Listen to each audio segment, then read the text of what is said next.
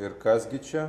Čia pas mus Lexus STT atvežė iš Klaipėdos ant ralo, sako, niekas negali pataisyti.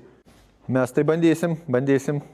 Mašiną mes nukrovėm nuo tralo, patikrinom su diagnostika. Baterija turi 160 voltų vietoj 220. Nieko gero, baterija jau degradavosi, pilnai prastovėjo iškrauta. Pakeitėm į pakaitinę, bandom užkurt, mašina nesikūrė. Variklis jau sukasi, bet nesikūrė. Pakeitėm droselinę sklendę, mašina užsikūrė, bet dreba. Pakeitėm sensorių, viskas kaip ir gerai. Statom dabar naują bateriją. Kasgi laukia mūsų CT-škės?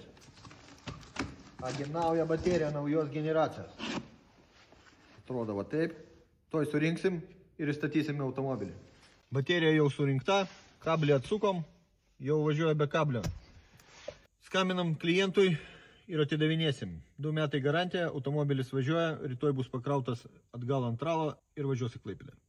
Klientui mes pasakėm, kad pabandysim pataisyti, krapštėm, kažką darėm, ir mums pavyko. Tu nepamiršk pasirašyti ir pastatyti laiką.